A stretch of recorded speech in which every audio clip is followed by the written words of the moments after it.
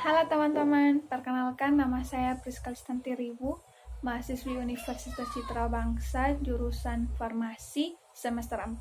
Di sini saya akan membahas tugas yang diberikan oleh dosen saya tentang kimia medisinal. Jadi kimia medisinal ini ilmu yang mempelajari tentang penemuan, pengembangan, identifikasi, dan interpretasi cara kerja senyawa biologis aktif atau obat pada tingkat molekul. Kemudian pentingnya kimia medisinal ini dalam penemuan obat baru. Jadi ilmu kimia medisinal ini baru berkembang setelah ditemukannya sulfonamida sebagai antibakteri. Itu sekitar tahun 1930. Jadi infeksi oleh bakteri dan jamu, paru, penyakit mental, kardiovaskular, dan beberapa jenis kanker dan leukemia ini dapat diobati dengan kemoterapeutika. Jadi penemuan obat baru ini masih terus diusahakan untuk penyakit-penyakit yang belum bisa diatasi. Kemudian yang berikut itu mekanisme cara kerja obat dengan reseptor sehingga bisa bekerja secara agonis dan antagonis.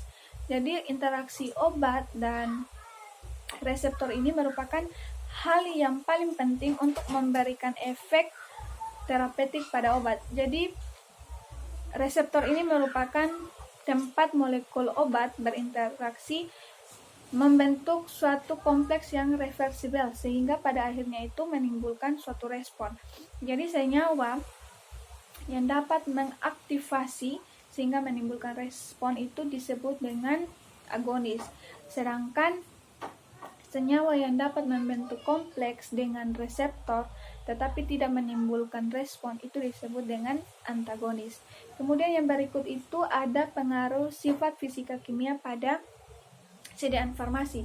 Yang pertama itu ada pengaruh fisika. Jadi pengaruh fisika ini mengidentifikasi secara organoleptis, di mana organoleptis ini meliputi yang namanya bau, warna, bentuk, rasa, dan lain-lain. Dan juga ada tetapan fisika. Jadi tetapan fisika ini meliputi titik lebur, titik didih, titik beku, berat jenis, viskositas, dan lain-lain.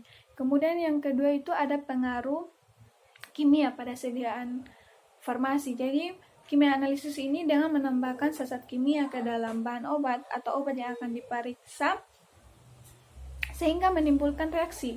Jadi reaksi tersebut itu yang dapat diidentifikasi secara kasat mata itu seperti terbentuknya endapan, bau, warna, dan lain-lain. Kemudian yang berikut itu mengenai interaksi obat dengan adanya obat lain ataupun nutrisi pada mekanisme farmakokinetika dan farmakodinamika. Yang pertama itu ada interaksi farmakokinetik. Jadi interaksi farmakokinetik ini dapat terjadi beberapa tahap, di mana tahap tersebut itu ada absorpsi, ada distribusi, ada metabolisme, ada ekskresi atau sering disingkat dengan ATME. Jadi jika salah satu obat mempengaruhi dari keempat tahap ini atau sering disingkat dengan ATME ini, dapat kadar plasma obat keduanya itu meningkat atau menurun. Akibatnya terjadi peningkatan toksisitas dan penurunan efektivitas obat tersebut. Kemudian itu ada yang kedua itu ada interaksi farmakodinamika. Jadi interaksi farmakodinamika ini berbeda dengan interaksi farmakokinetik. Jadi farmakodinamika ini terjadi antara obat yang bekerja pada sistem reseptor, tempat kerja atau sistem fisiologik sehingga terjadi efek yang aditif, sinergis, atau antagonis tanpa terjadi perubahan kadar obat dalam plasma. Kemudian yang berikut itu mengapa respon pasien pada suatu obat itu bisa bervariasi. Kenapa? Karena kerja obat di dalam tubuh setiap orang itu dipengaruhi oleh berbagai faktor, di mana faktor yang pertama itu ada ukuran tubuh. Jadi ukuran tubuh seseorang ini dapat mempengaruhi seberapa banyak dosis obat yang harus diberikan pada seseorang. Biasanya perhitungannya itu dilakukan berdasarkan bobot berat. atau bobot badan.